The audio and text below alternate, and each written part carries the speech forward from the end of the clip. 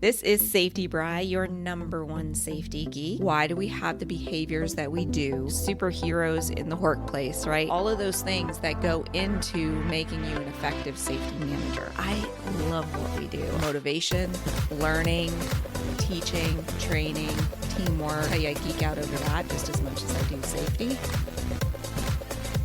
Hello, my safety friends. Welcome to the Safety Geek. I am Bri, and we are continuing our journey talking about like a new safety manager and everything that's involved in getting started in this amazing profession of ours. So what I want to talk about today is like you're a brand new safety manager or you're in a brand new job. What do you do now, right?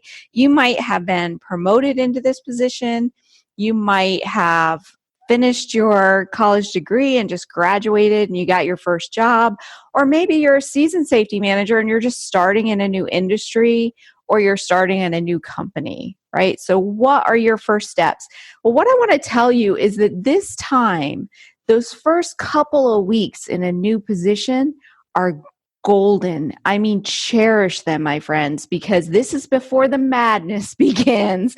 This is where you can actually take a breath, where you can actually take your time, because what happens is that as the days and weeks go on, more and more gets loaded on top of you to the point that things that you could have done in these first few weeks, you no longer have time to do, or you have a hard time fitting them into your schedule in like one big chunk. All right. So make sure that you treat this time as like, I'm going to get the most out of it and I'm going to get all of these things done that Bryce says I should be getting done. All right, so step number one is you want to meet all of your employees, especially your management team. So you want to sit down with every member of management, sit down with your executive management, your middle management, and even your frontline supervisors. And you're not doing this in a big meet and greet meeting. You'll probably have that anyway, but I want you to sit down with them one-on-one and have a conversation with them and find out what their goals are and what their expectations are. So you're starting to build that relationship with the management team. And next, you need to make sure that you are getting your face in front of those employees. That means being at every pre-shift meeting and every supervisor's meeting and saying, hey, I'm the new safety guy. So make sure that everybody knows who you are and that they can approach you and how to contact you. That is number one. And you would think that that is an obvious number one, but I have trained over 100 safety managers, and so many of them skip this step until 3 or 4 weeks in.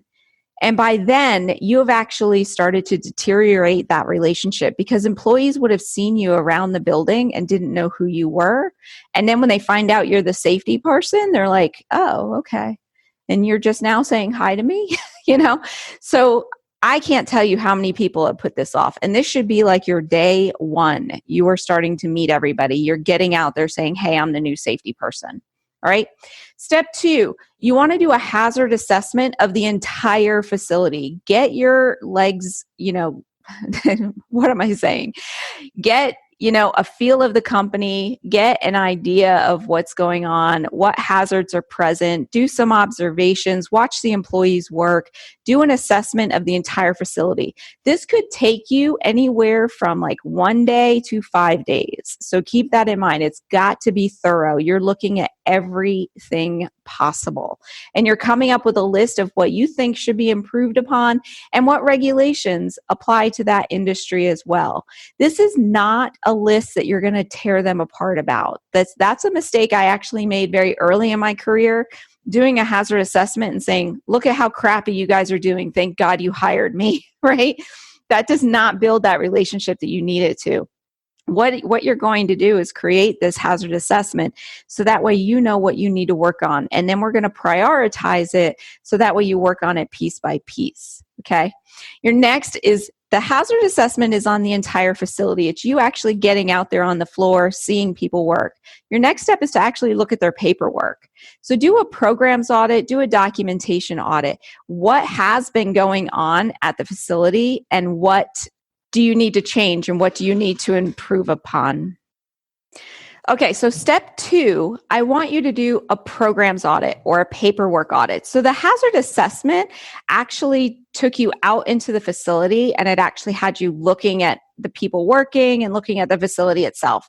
The programs audit and the documentation audit is looking at like what had they done in the past? What documentation is there? What training had they been doing? What policies and procedures do they currently have in place? What documents do they have to track like disciplinary actions, safety violations, employee events, accident and injury procedures, things like that. So go through all of that documentation and then start making a punch list of things that you think need to be improved or things that are missing that you think should already be there. Right? So now what you have is a complete hazard assessment and a complete document audit. This would probably take you a good week and a half to 2 weeks, depending upon how large your facility is. And then their next step is to set a meeting with the management team. You want to get the executive management together and say, okay, thank you so much for hiring me. I just want to tell you what I'm seeing. And this is not the opportunity where you're going to berate them for how bad they've done before. You are never going to say a bad word about their previous safety person. This is about like, hey, these are just the things I'm seeing. And you want this to be extremely high level. You're not going to pick apart every little electrical outlet that you saw that was bad. You would say, hey, I think we need to tighten up the electrical safety program. Okay, so those types of things. And then with the team, you can take that list, your very high level list, and then prioritize it. What do they think you should work on first? What do you think you should work on first? And then with your prioritized list, you can start creating an action plan. I am like the action plan queen. I action plan everything out. And that's what I like to teach you at Safety Geek is how to prioritize your list and how to action plan it out. And then once you have an action plan, you get buy-in from your management team, and then you're just working your plan. And then your next step that I want you to do is to create a task list. There are things that we do in safety that are going to repeat, not necessarily every day or every week, but you will have some. You'll have some things that you'll do every single day, some things you'll do every week, some things you'll do every month, every quarter, or annually.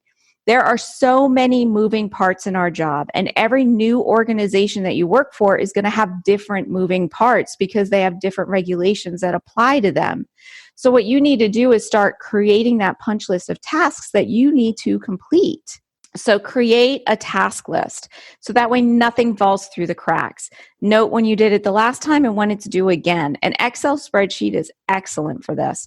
You can also use your Google Calendar or a task list on your phone, especially when it is a repeatable or a recurring task. You want to have a way that it's going to pop up to tell you to do it again.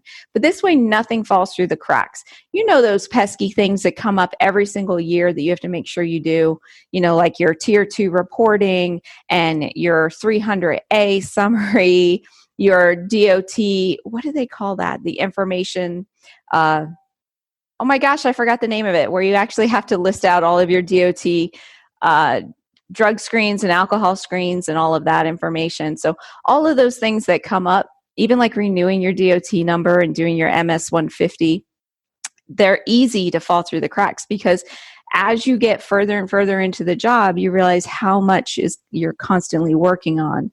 So it's easy for those things to fall through. So start your task list early and always update it. So those are my 6 things to get you started in your new job, in your new role, or after your promotion. So you're going to meet all your employees and your management team. You're going to do a complete hazard assessment and inspection of the facility. You're going to do a documents and programs audit. You're going to share the results with your management team. You're going to create an action plan and then start working that plan. And then you're going to create a task list to keep you on track. Now, this is just the start, my friends. This is what we do at the Safety Geek. I'm going to start teaching you processes and systems and ways that you can make sure that you are being the most effective safety manager that you can be. That is all that I have for you this week. I hope you enjoyed it, and I hope you have an amazing day and a safe one. And I will see you next week. Bye-bye. You can check out the show notes and links for this week's episode at thesafetygeek.com. If you like this podcast, be sure to subscribe on your favorite podcast app. There are occasional bonus episodes that I don't always advertise, and you won't want to miss them. One more favor, leave a review on that app too. It helps others find the show.